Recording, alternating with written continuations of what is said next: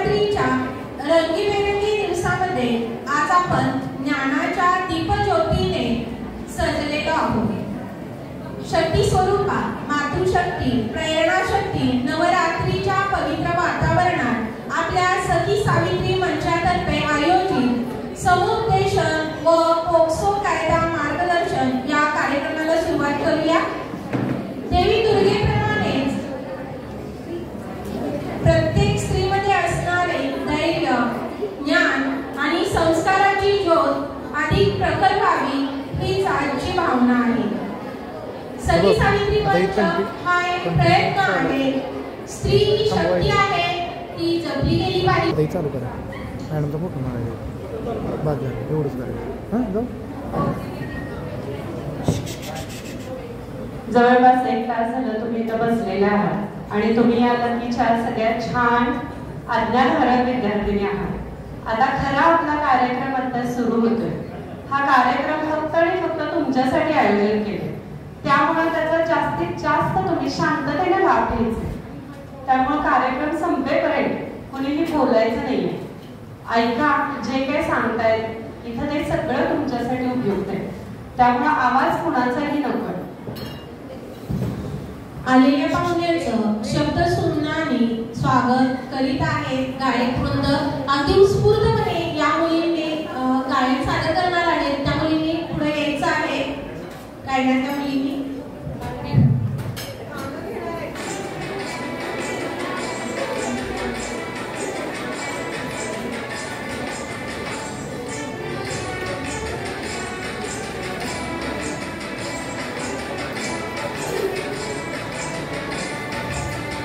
मन की वीणा से गूंजे बड़ी मंगल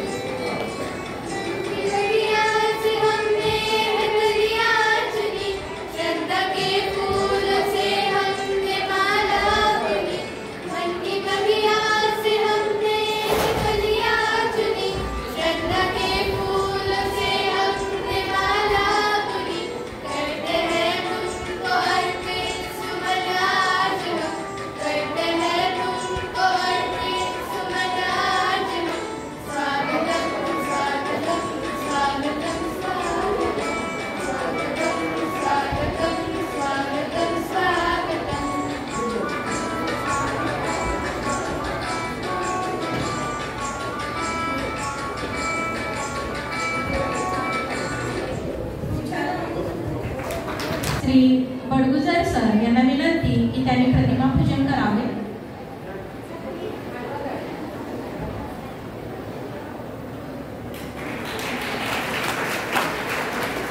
स्त्री पुरुष समानतेचा दिला मंत्र, शिक्षणाच्या वाटेवर टाकले पाऊल अंतर, कष्टाने घडवला ज्ञानाचा सोहळा, सावित्रीबाई फुले आमचा अभिमान कोहरा, आमचा अभिमान कोहरा.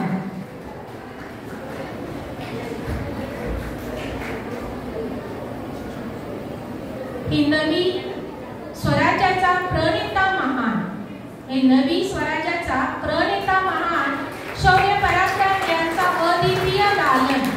जय जय महाराष्ट्राचा गजल घुमला, शिवरायांच्या प्रतिमेवर हार अर्पण झाला, शिवरायांच्या प्रतिमेवर हार अर्पण झाला. दोन महान विभूतींचे प्रतिमा पूजन झालेलं आहे.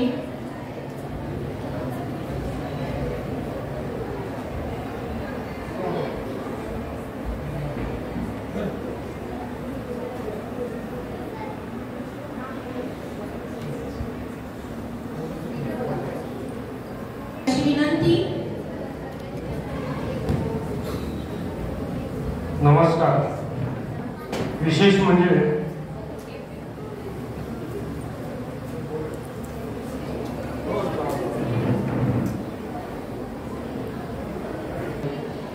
सखी सावित्री मंच या कार्यक्रमासाठी आज आपल्या प्रशालेमध्ये एक उद्बोधनपर व्याख्यान ठेवलेलं आहे. सर्व प्राथमिक माध्यमिकच्या मुली ताट बसायचं. मगाशीच विभूती मॅडमने तुम्हाला सांगितले, अजिबात आवाज करायचा नाही. तुम्हाला अतिशय तुमच्या वयासाठी तुमच्यासाठी हे मार्गदर्शन आहे आणि तुमच्यासाठी आम्ही काय कार्यक्रम आयोजित केले, कारण त्यामुळे तुम्ही आनंद घ्यायचा आहे त्याचा. कुणीही बोलायचं नाही. पाठीमागं माध्यमिकच्या मुली तरी अजिबात बोलायचं नाही. पलूस शिक्षण प्रसारक मंडळ पलूस संचलित लक्ष्मणराव किर्लोस्कर विद्या मंदिर ज्युनियर कॉलेजवर व्यवसाय अभ्यासक्रम आज प्राथमिक आणि माध्यमिक विभागातील किशोरवयीन मुलींसाठी सखी सावित्री मंच या शासनाच्या मंचानुसार, शासनाने निर्गमित केलेल्या समितीनुसार आज आपल्या प्रशालेमध्ये डॉक्टर जाई कुलकर्णी यांचं मी प्रथमतः हार्दिक हार्दिक स्वागत करतो.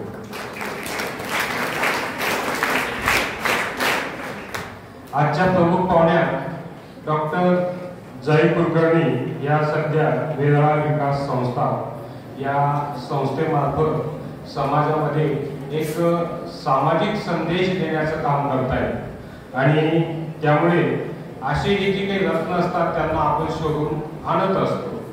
त्याप्रमाणे आज आपल्या शाळेमध्ये तुमच्यासाठी प्रबोधनासाठी त्यांना आपण बोलवलेलं आहे. आपल्या या मंचाचं नाव आहे सखी आणि सावित्री. सखी म्हणजे मैत्रीण आणि सावित्री म्हणजे आपण ज्यांचं आता पूजन केलं ते. तर सावित्रीबाई फुले या एक स्त्री शक्तीचा जर आपण विचार केला, अगदी स्वातंत्र्यपूर्व काळामध्ये 18व्या शतकामध्ये महात्मा ज्योतिबा फुले यांच्या विचारांवर आधारित त्यांनी या महिलांना सक्षम करण्याचं काम केलं. कारण त्या काळात महिलांना शिक्षण नव्हतं आणि महात्मा फुलेंसारख्या समाजसेवकाने त्यांनी आपल्या पत्नीला अगोदर साक्षर केलं आणि साक्षर केल्यानंतर शिक्षणाशिवाय पर्याय नाही आणि जोपर्यंत या देशातील महिला शिकत नाही आणि शिक्षणामुळे त्यांच्यातलं अज्ञान नष्ट होत नाही, त्यामुळे महिला शिकल्या पाहिजेत. शिकलेल्या महिला पुढे आल्या पाहिजेत. कारण महिलांचं जे काही योगदान आहे त्या काळात म्हणतोय मी, महिलांचं योगदान त्या काळात बऱ्यापैकी लोक मानायला तयार नव्हते. पण एक ना एक दिवस हे सत्य जगासमोर येणार होतं आणि सावित्रीबाई फुले यांनी हे सत्य आपल्या समोर आणलेलं आहे. स्त्री मध्ये एक शक्ती असते. स्त्री एक शक्तीची उपासना आहे आणि म्हणून या सखी सावित्री मंच याचा जो काही उद्देश आहे, आज त्या जाऊन जरी 100-125 वर्ष जरी झाले तरी सुद्धा या सखी सावित्री मंचची आपल्याला उणीव का भासते किंवा त्याची जाणीव का होते? कारण एखादं लहान बाळ किंवा स्त्री असू दे किंवा पुरुष असू दे,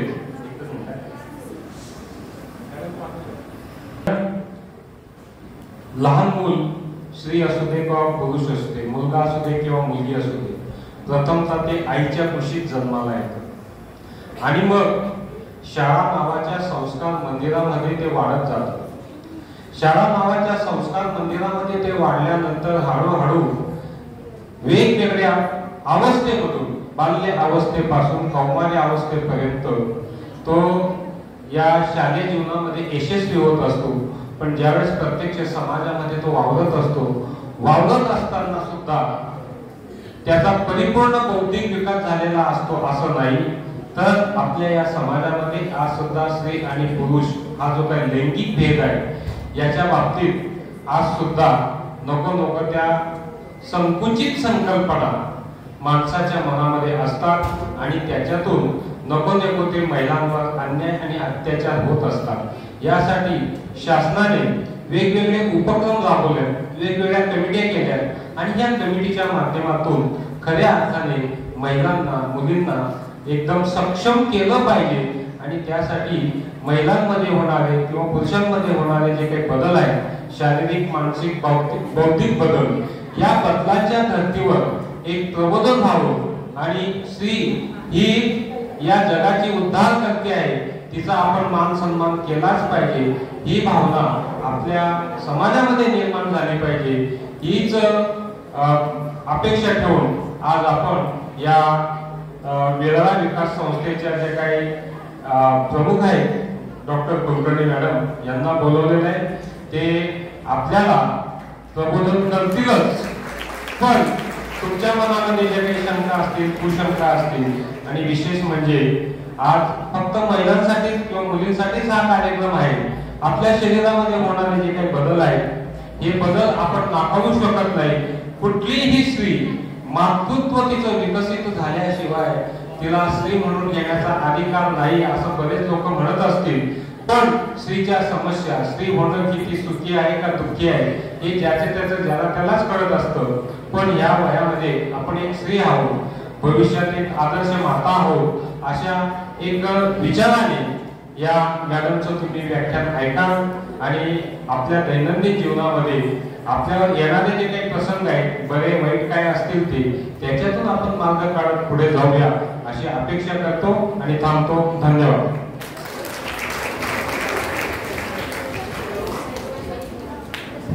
आताच आपले जे अतिथी आहेत, प्रमुख पाहुण्या आदरणीय डॉक्टर कुलकर्णी मॅडम, त्यांच्या सहकारी एरा विकास संस्था सांगलीच्या कार्यकर्त्या शिकलकर मॅडम यांचं सुद्धा स्वागत झालेलं आहे. त्यांच्यासाठी सर्वांनी टाळ्या वाजवायचे.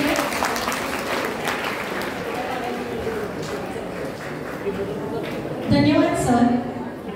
नवरात्रीत देवीचं स्वागत जसे करतो तशाच प्रेमाने आणि सन्मानाने आज आपण आपल्या मान्यवरांचे स्वागत करूया. अतिथी देवो भव या आपल्या संस्कृतीला उजाळा देऊया.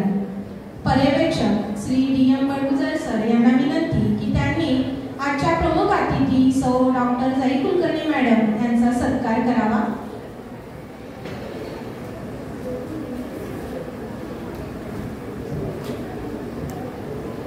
बुके देऊन सत्कार होत आहे. सर्वांनी टाळ्यांच्या गजरात स्वागत करायचं आहे. यानंतर त्यांच्या सहकार्य मॅडम शिकलकर मॅडम यांचा सत्कार ज्येष्ठ अध्यापिका सौ विभूते मॅडम यांनी करावा अशी त्यांना विनंती.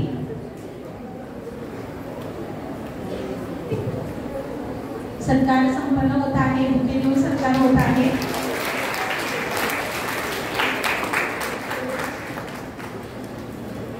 आपले पर्यवेक्षक आदरणीय श्री बडगुजर सर यांचा सत्कार ज्येष्ठ अध्यापिका सौ जयेश पाकडे मॅडम यांनी करावा अशी त्यांना विनंती.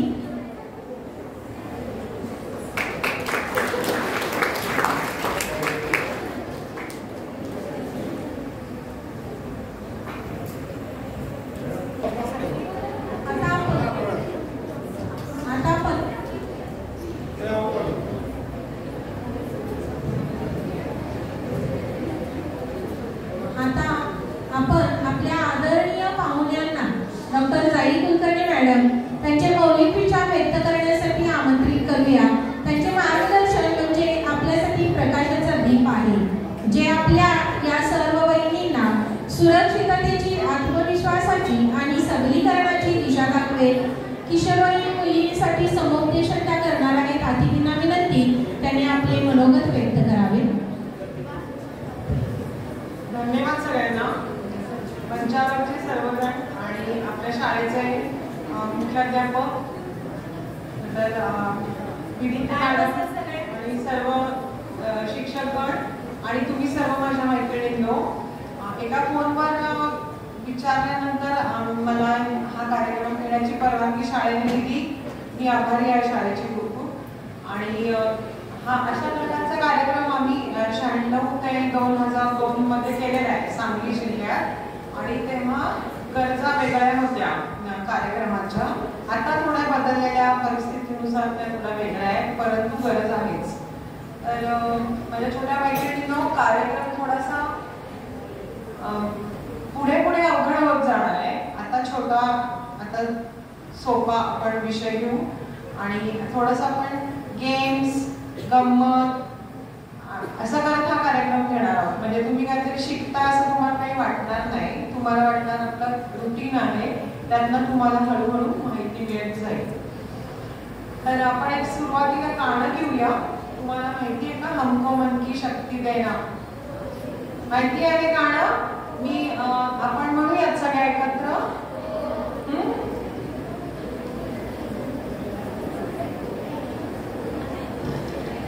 हमको मन की शक्ति देना, मन विजय करे. म्हणा, हमको मन की शक्ति देना, मन विजय करे. दूसरों की जय से पहले खुद की जय करे. हमको मन की शक्ति देना. पुढचं येतंय. अपने दिल से साफ कर सके, दोस्तों से भूल हो तो माफ कर सके. झूठ से बचे रहे, सच का दम भरे. दूसरों की जय से पहले खुद की जय करे. हमको मन की शक्ति देना, मन विजय करे. दूसरों की जय से पहले खुद की जय करे. बघा गाणं किती छान आहे. म्हणजे काय सांगितलं? आत्मविश्वासाचं गाणं आहे. दुसऱ्यांचा विजय होतोय, त्यांचा जय जयकार कराच, पण स्वतःचा जय जयकार पहिल्यांदा करा. स्वतःचा जय जयकार माणूस कधी करतो की स्वतःकडे जेव्हा त्याच्याकडे आत्मविश्वास असतो. हा खूप महत्वाचा मंत्र या गाण्यातनं दिलाय, म्हणून मी हे गाणं आता घेतलं. तर तुमच्या लक्षात आलं असेल आपला कार्यक्रम कसा होणार आहे. कार्यक्रमाचा उद्देश असा आहे, थोडंसं टेक्निकल आहे, पण थोडं ऐका. म्हणजे आपल्यासाठी आणि आपल्या शिक्षिका भगिनींसाठी सुद्धा हे गरजेचं आहे, म्हणून मी सांगते. एक मिनिट मॅडम, इकडं. मुलींना तुम्हाला आता कळलंच असेल, मॅडमनी एक छानशी प्रार्थना घेतलेली आहे, मानसिक तयारी केलेली आहे तुमची. इतकं सुंदर वक्तव्य केलेलं आहे. आपल्याला अजून वेळ एक विनंती विभूते मॅडमना की त्यांनी मॅडमचा आणखी परिचय करून द्यावा ही विनंती. आपले जे आजचे पाहुणे आहेत, खास विशेष असे पाहुणे उपस्थित आहेत, त्यांची झलक तुम्हाला मिळालेलीच आहे. समाजासाठी सतत कार्यरत असणाऱ्या, आपल्या ज्ञानाने अनेकांना मार्गदर्शन करणारे जे पाहुणे आहेत, त्यांचा परिचय विभूती मॅडमनी करून द्यावा अशी विनंती. त्याची झलक आपण पाहिलेली आहे. सुंदर असं मार्गदर्शन त्या करणार आहेत तुम्हाला. बडे सावधान. सगळ्यात महत्वाचं आहे, कुठल्याही गोष्टीसाठी तुमचं माइंड प्रिपेअर असतं. कोणतीही गोष्ट मनात असल्याशिवाय होत नाही. तुमची सुद्धा इथं बसलाय फक्त, पण बसून उपयोगाचं नाहीये. तर तुमचं ऐकण्याची पूर्ण शक्तीनिशी मानसिकता पाहिजे. जी सुरुवात मॅडमने करून दिली, यातूनच तुम्हाला कळलं असेल की आपल्या आतमध्ये एक प्रचंड शक्ती असते, पण पण ती शक्ती आपल्याला माहित पाहिजे, त्याची जागृती आपल्यामध्ये पाहिजे. आणि म्हणून मॅडमने सांगितलं की खुद की जय करो. सगळ्यात पहिल्यांदा आपण स्वतःला आपण बेस्ट आहे, आपलं जय जयकार स्वतः करायला शिका. जर स्वतः तुम्ही जय जयकार केला, स्वतःला तुम्ही बेस्ट म्हणलं, तर बाकीचे तुम्हाला बेस्ट म्हणते. त्यामुळं सगळं जे इथं कार्यक्रम आहे तो अतिशय शांततेनं आणि मनापासून ऐकायचं आहे. तर आजच्या कार्यक्रमाच्या ज्या आपल्या प्रमुख पाहुण्या आहेत, डॉक्टर जाई कुलकर्णी या वेराळा विकास संस्था सांगली ही जी एक सामाजिक संस्था आहे, या सामाजिक संस्थेमध्ये त्या गेली 55 वर्ष अविरत कार्यरत आहे. ही साधी गोष्ट नाहीये. आज आपल्या इथं ज्या व्यक्ती उपस्थित आहेत त्यांचं कार्य तुमच्या सर्वांच्यासाठी एक दीपस्तंभासारखं असणार आहे. ऍक्च्युली डॉक्टर म्हणलं की फक्त काय पेशंट तपासणं करणं, औषध करणं देणं हे फक्त आहे, पण ते कार्याबरोबरच त्यांनी एक सामाजिक बांधिलकी हे समजून त्यांनी हे गेली 55 वर्ष अविरत या सामाजिक कार्यामध्ये सहभागी आहेत. त्यांच्या अनुभवाची आणि कर्तृत्वाची शिदोरी प्रचंड मोठी आहे आणि त्यातील काही भाग हा तुमच्यामध्ये आज शेअर होतोय, ही खूप मोठी आपल्यासाठी भाग्याची गोष्ट आहे. तर यांची शैक्षणिक पात्रता आहे BAMS.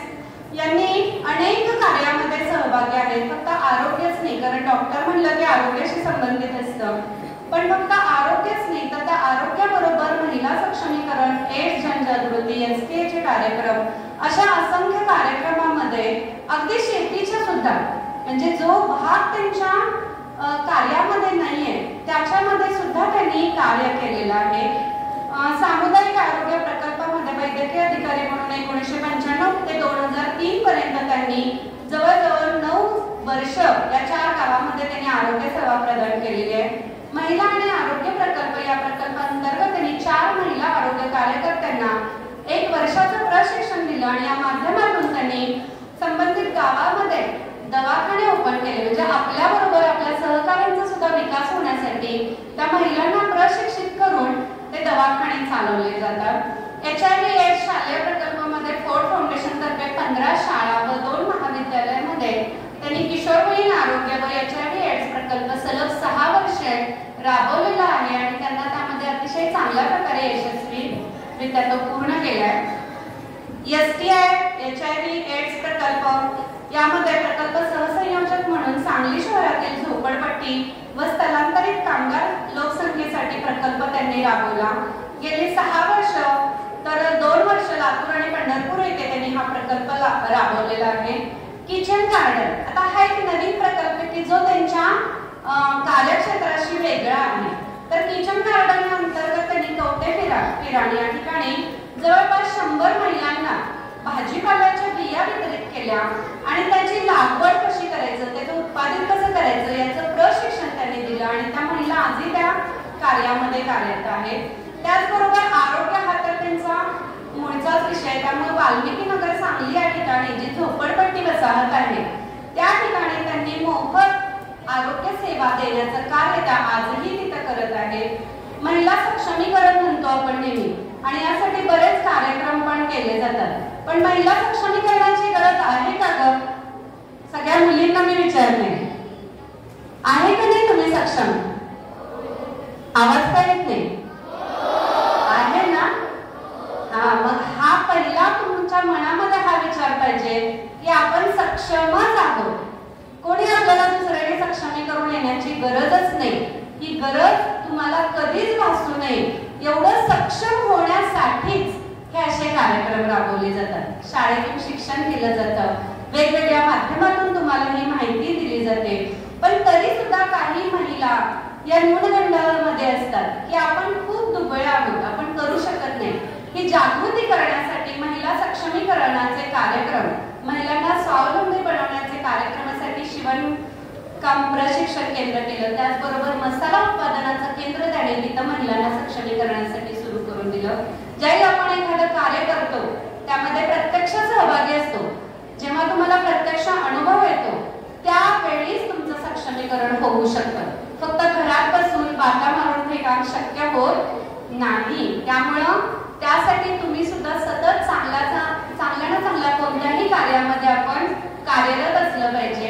लैंगिक समानता त्यांनी सांगली शहरातील रेड लाईट भागातील सर्वोदय शाळेमध्ये व्हिडिओद्वारे वेगवेगळ्या प्रकारे त्यांनी हे उपक्रम राबवलेले आहेत. त्यामध्ये 250 विद्यार्थी सहभागी झाले आणि पियर एज्युकेशन म्हणजे फक्त आपण एकदाच करायचं नाही तर आपल्या बरोबर आपल्या सहकाऱ्यांना घेऊन पण कार्यरत राहायचं. यासाठी सांगली, मिरज, कुपवाड शहरात STI, HIV AIDS प्रतिबंधासाठी 80 समवयस्क प्रशिक्षक त्यांनी घडवलेले आहेत आणि हे प्रशिक्षक आजही या कार्यासाठी सक्रिय आहेत. तर असा अजूनही त्यांचं बरंच कार्य आहे. यामध्ये अजून सांगण्यासारखं त्यांना खूप आहे. आजही त्या तुम्ही बघा तुमच्या समोर त्यांचं वय काय आहे पण त्या आजही चिरतरुण आहेत. आमच्या सुद्धापेक्षा जास्त वयाच्या आहेत पण त्यांचा फ्रेशनेस अजूनही कार्यतत्परता ही अजूनही खूप चांगल्या प्रकारे त्या करतायत. त्यामुळे त्यांच्या पुढील आयुष्यामध्ये किंवा त्यांच्या पुढील कार्यासाठी मी त्यांना शुभेच्छा देते आणि या ठिकाणी माझं छोटंसं त्यांच्याविषयीचं प्रास्ताविक थांबवते. धन्यवाद. आपल्याला आज मंचकावर जे पाहुणे आहेत त्यांना मी विशेष पाहुणे म्हणले ते का ते तुम्हाला चांगलंच लक्षात आलं असेल. त्यांची जी कार्याची महती आहे अगदी शब्दात मग सामावणारी अशी आहे. आता ज्याची तुम्ही आतुरतेने वाट पाहत आहात ते म्हणजे प्रमुख पाहुण्यांचं मार्गदर्शन ते तुम्ही अगदी शांतपणे ऐकणार आहात. तुमच्यासाठी हा विशेष कार्यक्रम आहे. तर पाहुण्यांना विनंती की त्यांनी आपलं मनोगत व्यक्त करावं. सर्व मुलींनी शांत बसायचं आहे. बेटर बी सावधान. पूर्ण कार्यक्रम होईपर्यंत शांत बसायचंय. नमस्ते. माझी ओळख भरपूर मोठी करून दिली पण ठीक आहे. इतक्या वर्षाच्या कामामध्ये कामं होतच राहतात पण काम होताना त्याच्याबरोबरचे काम करायला मिळणारे कार्यकर्ते आणि ते आम्ही जे काम करतोय ज्यांच्यासाठी त्यांचं सहकार्य हे दोन्ही गोष्टी खूप महत्त्वाच्या असतात आणि त्या आहेत म्हणून ते चालू आहे. तर आपण एक निमित्त मात्र असतो आणि बळ देणारा कोणी वेगळंच असतं.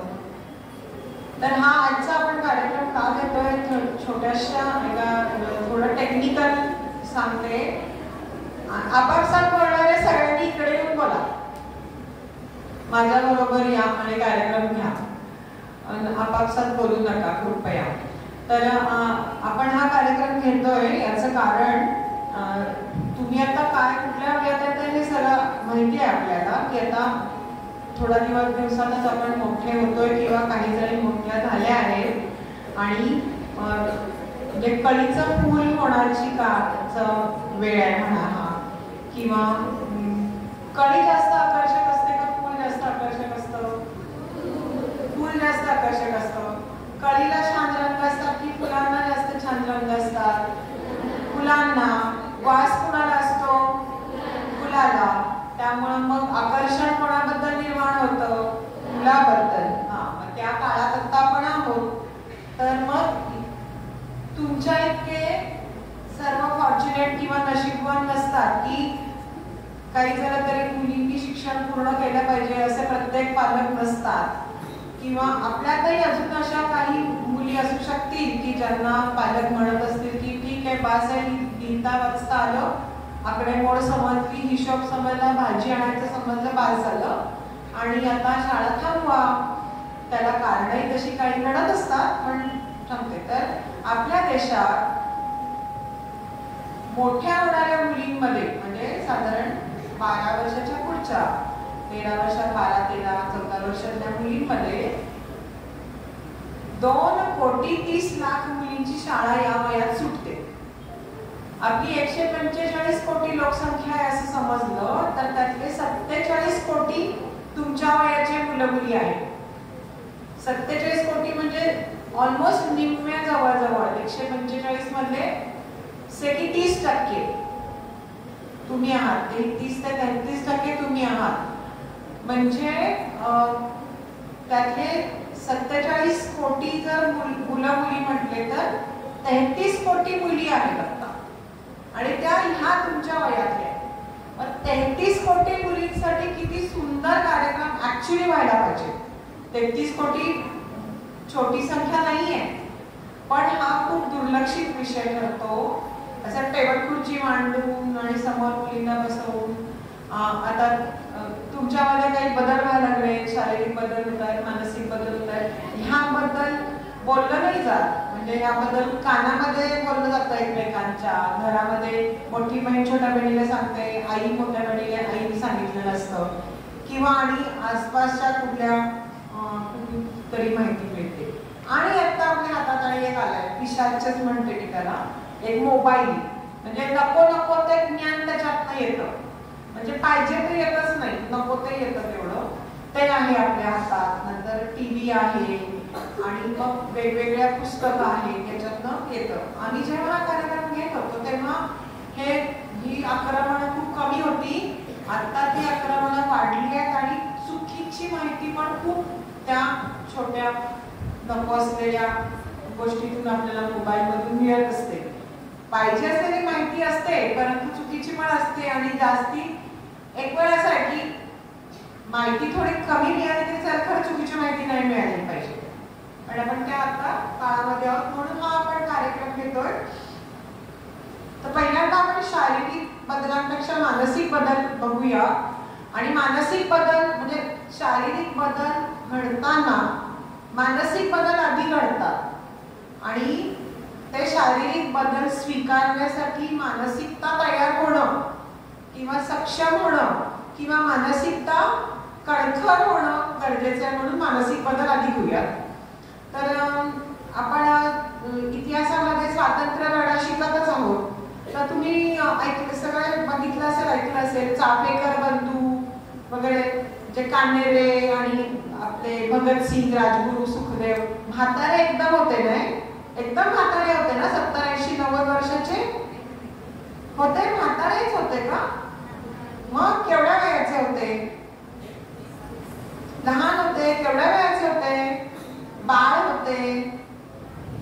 कुठल्या वयात होते ते सगळे? भगतसिंग किती वर्षाचा होता की त्याने जेव्हा इंग्रजांच्या विरुद्ध क्रांती पुकारली तेव्हा?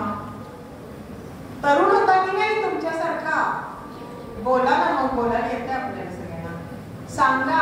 16, 17, 18 वर्षाची मुलं होती सगळी. बंगालच्या स्वातंत्र्य लढ्यात 1857च्या बंगालच्या उठावात जी मुलं सगळी इंग्रजांच्या गोळ्यांना बळी पडली, ती केवढ्या वयाची होती? ती 16, 17, 18 वर्षाचीच होती. मग ती का बरं स्वातंत्र्य लढ्यात उतरली? का उतरली स्वातंत्र्य लढ्यात? कोण होतं त्यांना सांगायला? का त्यांना त्यांच्या मनानं ठरवलं? का त्यांना जीवापेक्षा पण स्वातंत्र्य हवं असं वाटलं? कारण त्यांचं वय ज्या वयात आता तुम्ही आहात. म्हणजे एखादे जर काही आपल्याला कुठले नियम कोणी सांगत असेल तर इंग्रज शासन भरपूर नियम सांगत असे ना.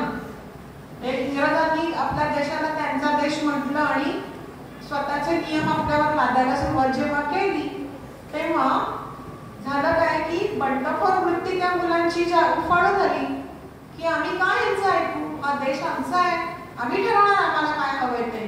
आणि मग त्यांनी क्रांतिकार्यात उडी मारली. याचाच अर्थ क्रांती करणारे लोक तरुण असतात, हो ना? हा. पण मग तेव्हाचे क्रांतिकारक खूप सकारात्मक, खूप चांगल्या देशासाठी, नंतर मानवी जीवनासाठी खूप चांगला बदल घडवायच्या उद्दिष्टाने ते आलेले होते. आपणही आता बंडखोर वृत्तीत आहोत ना. बाईंनी सांगितलं फार काय आवडत नाही आपल्याला, हो ना? आईने सांगितलं तर त्यामुळेही आवडत नाही.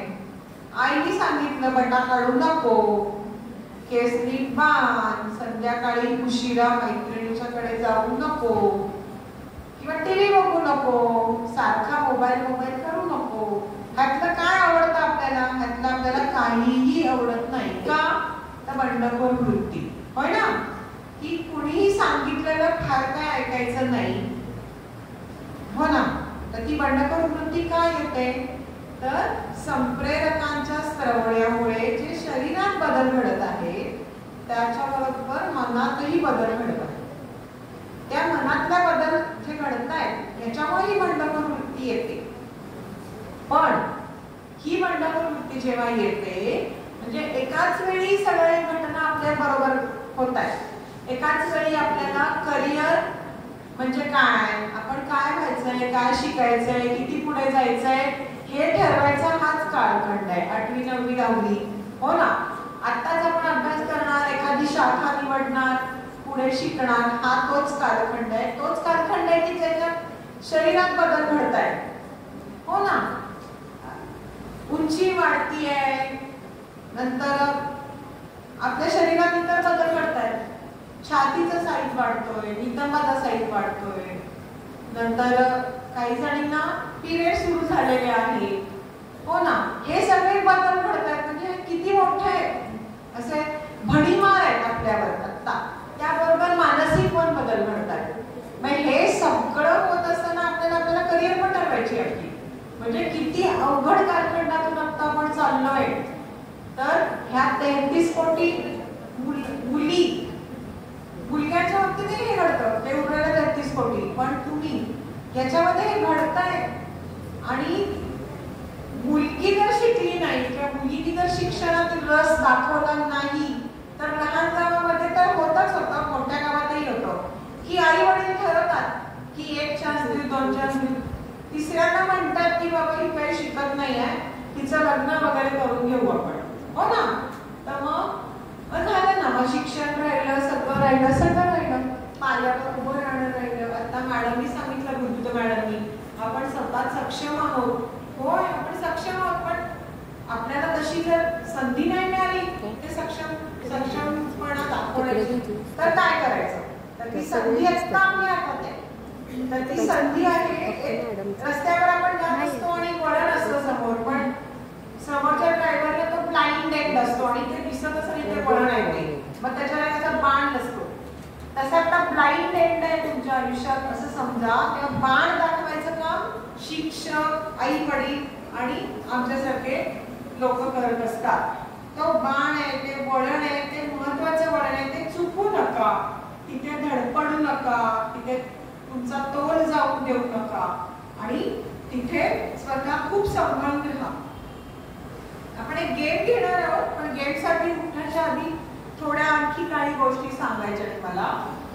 तर मग हे आपल्याला ठरवायचंय ना आता आपण काय करायचं.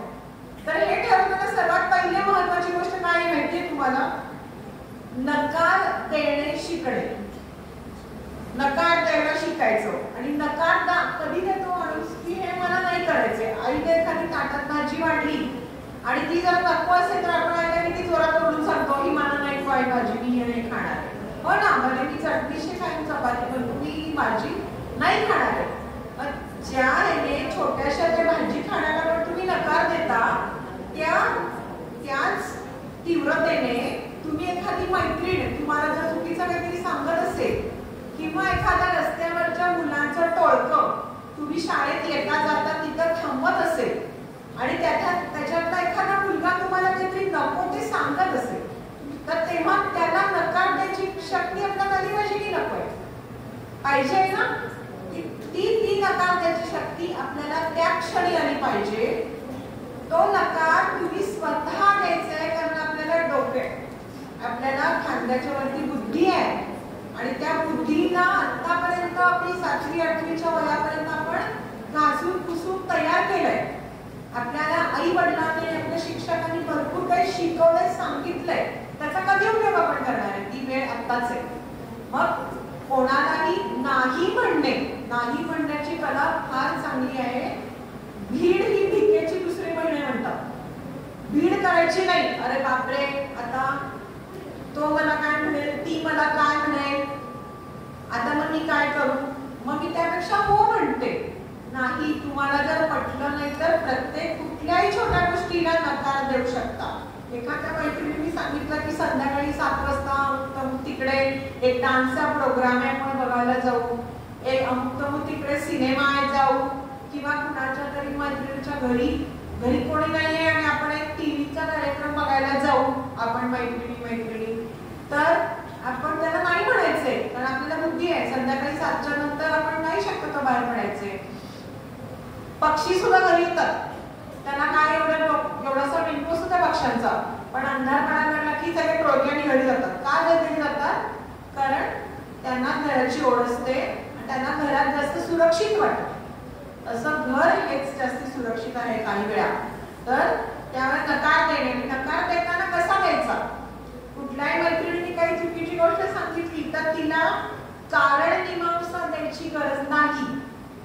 नाही मला माझी आई रागवेल, मी आता येत नाही तुझ्या बरोबर, माझ्या वडिलांना चालत नाही, माझा मोठा भाऊ असं मला मिळाला, मला तो रागवला, किंवा मला अभ्यास आहे नाही, मला आता वाटतंय की मी तुझ्या बरोबर येणार नाहीये आणि म्हणून मी येत नाही.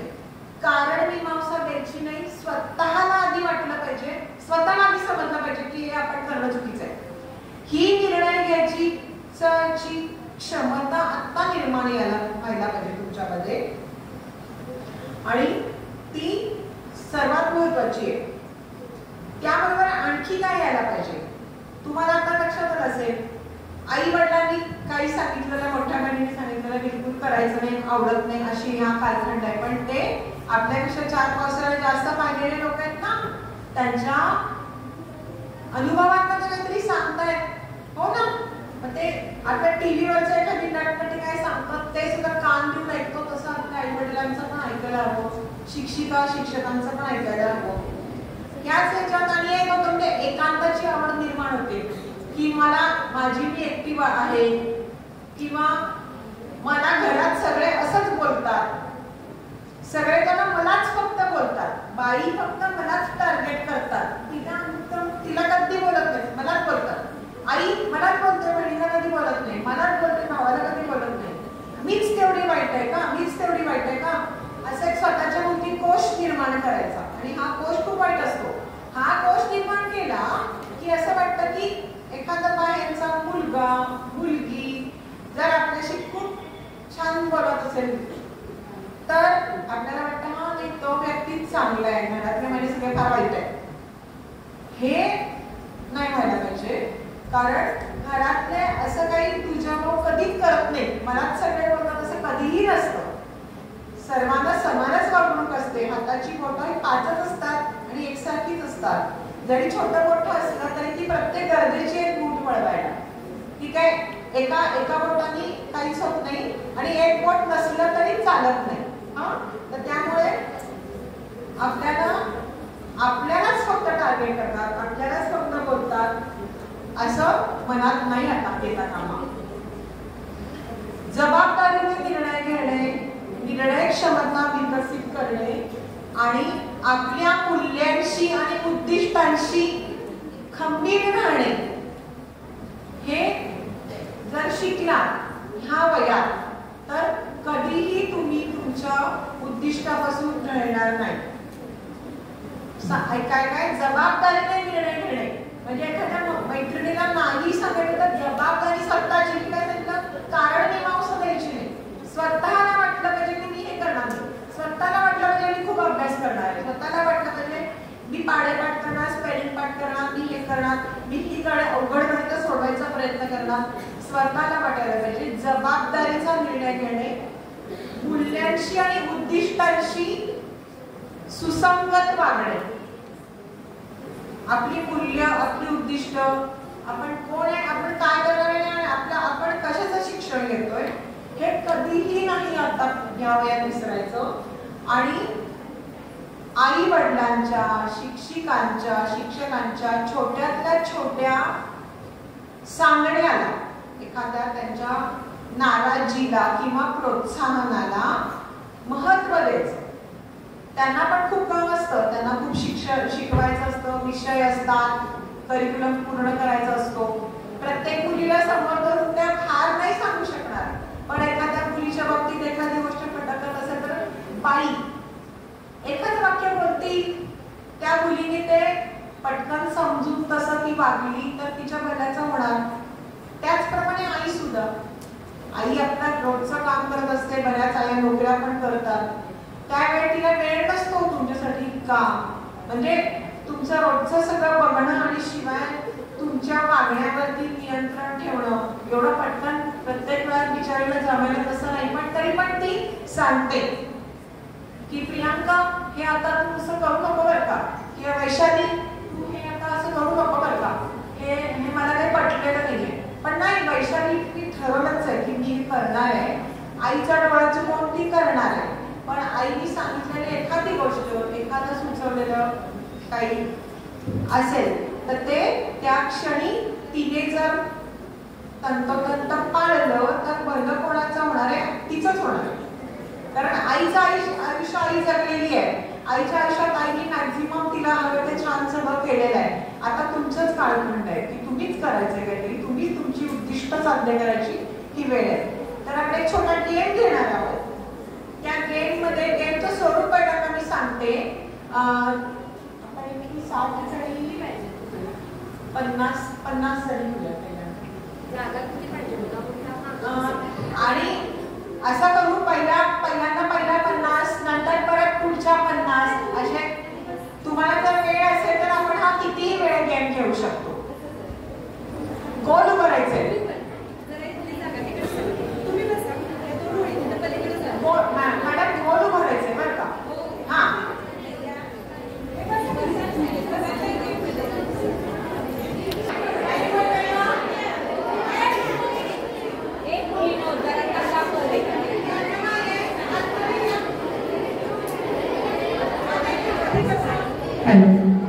आवाज बंद होते फॅमिलीचा. आवाज नाही. माझ्याकडे चिठ्ठ्या आहेत त्याच्यावर नंबर आहे. आवाज नाही बाकीच्यांचा. ह्या चिठ्ठ्या तुम्हाला देणार आहे आणि प्रत्येकीने फक्त आपला नंबर बघायचा आणि आपल्याजवळ ठेवायचा. दुसऱ्याला नंबर सांगायचा नाही. फक्त आपला नंबर आपण बघायचा आणि ठेवायचा. हा एक खाली बसलेल्या मुली जरा शांत बसल्या का बघा. अजिबात बोलायचं नाही. मॅडमच्या मदतीला आतल्या राऊंडला आपला नंबर आपला पुरता बघा, दुसऱ्याला द्यायचा नाही. एक जण पाकिट घेते आतल्या राऊंडला वाटायला. अक्षर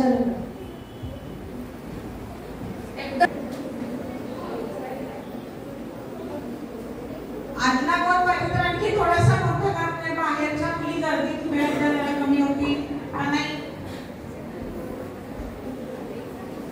तुमच्या प्रार्थनेसारखं करा की दोघींच्या मध्ये हाताचा अंतर घ्या. उद्या हातगाल कसा गोल करतो आपण. उद्या जरा मोठा गोल झाला तर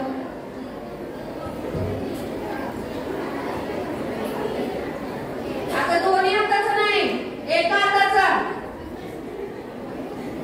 जवळ व्हा मधला गोल. सरका आतमध्ये फक्त एका हाताचा. कवायत करायला होणार नाहीये तुम्हाला.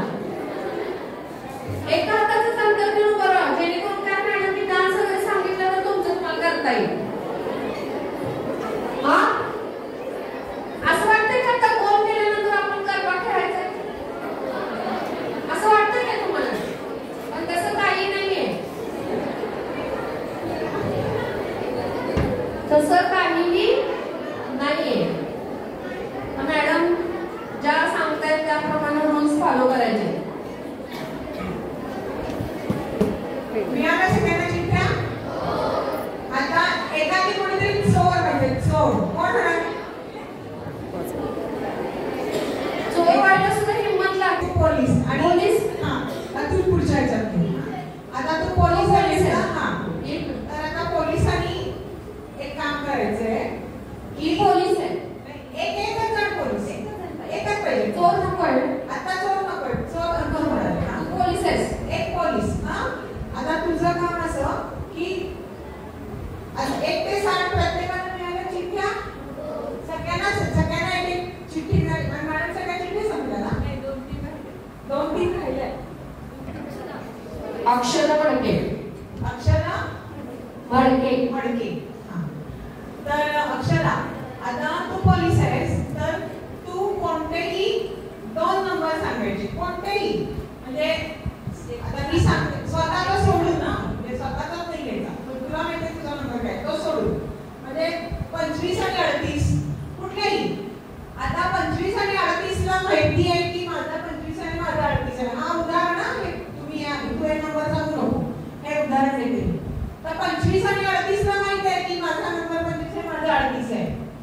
ते सांगायचं नाही. पण 25 हा पटकन माझा 25 म्हणायचं नाही. आपल्याजवळ ठेवायचं. हा तर 25 ला माहिती आहे माझा 25, 38 ला माहिती आहे माझा 38.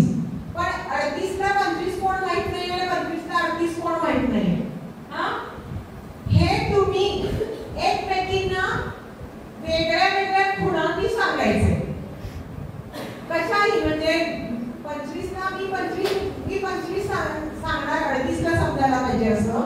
आता 38 कोण आहे मला माहित नाही, पण मी रॅन्डम सांगणार की काय तरी केस खाजवणार, म्हणजे मी वेगळी ऍक्शन करणार.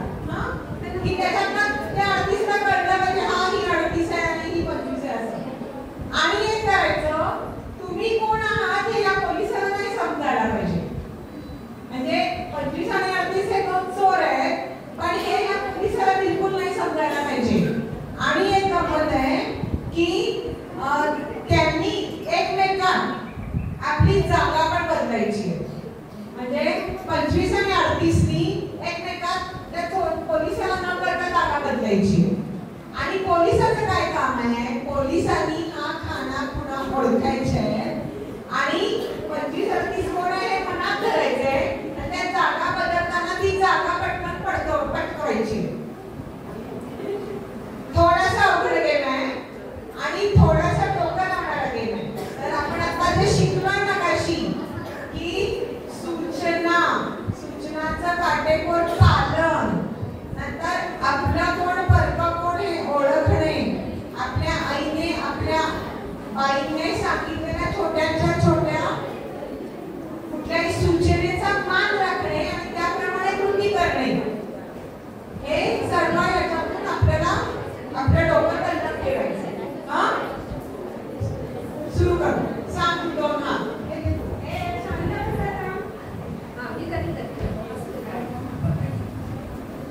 14 आणि 20. 14 नंबर आणि 20 नंबर सांगितलाय. प्रत्येकाला आपले नंबर माहित आहेत. एकामेकाला खानापुरा तुम्ही करायचे. एकमेका 14 आणि 20 नंबर ना जागा पण बदलायचे, बरोबर ना मॅडम? हा. आणि त्यावर तुम्ही सगळे चोर आहात आणि एकटे अक्षदा पोलीस आहे आणि ते ओळख नाही यातलं 14 नंबर कुणाचा आहे आणि 20 नंबर कुणाचा आहे, बरोबर का? हा. आता बघा 14 कुणाचा आहे 20 कुणाचा आहे ज्याचं त्याला माहित आहे. तुम्ही तिला थोडंसं हिंमत द्यायचे. म्हणजे काय करायला सांगितलं मॅडमनी, काय ऍक्शन करा म्हणून सांगितले, थोडीशी जागा बदला म्हणून सांगितले, एकामेकाला काहीतरी हे करा म्हणून सांगितले. ज्याचा नंबर आहे त्याने काहीतरी कला करून दाखवायचे. तिचं इकडे असलं तर आपण काहीतरी करायचंय, तिच्या लक्षात येते का बघायचंय. बघूया पुन्हा कोणाच्या 14 आणि 20. 14 आणि 20 ऍक्शन करा, पटकन जागा बदला, काहीतरी करा जेणेकरून तिला शोधता येईल की 14 नंबर कुणाजवळ आहे, 20 नंबर कुणाजवळ आहे. असं नुसतं त्या ह्याच्याकडे तुकड्यावर उभा राहिला तर काहीही गेट्स पुढे जाणार नाही. हा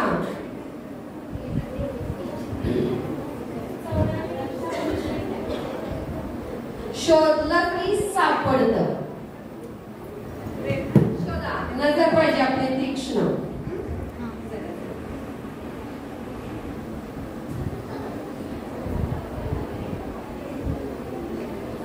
अगं 14 नंबर 20 खेळायचंय.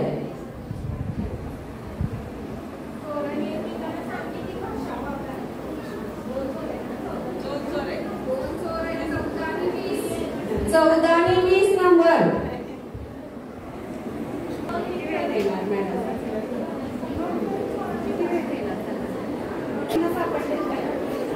तुमचं तर मला माहिती का 14 नंबर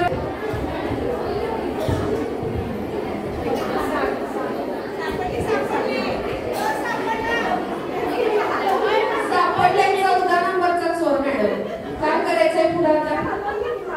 14 नंबर पुढे गेला त्या चोराने पोलीस पकडले झाला त्यांना. टाळ्या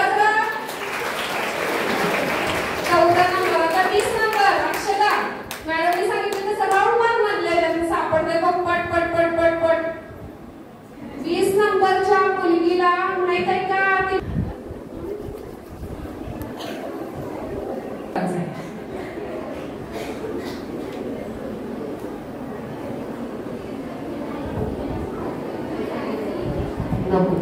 ती कधी शोधायच्या?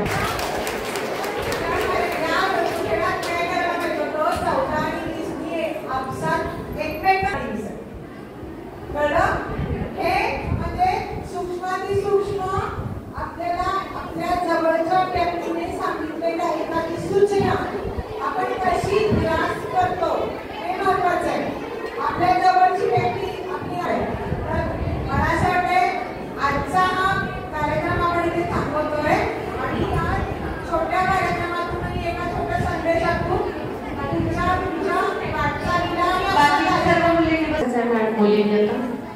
शेवटचा आणि गोड कार्यक्रम आभाराचा जो मी 2च मिनिटात संपवणार, त्यामुळे तुम्हाला काही फार त्रास होईल असं काही नाही.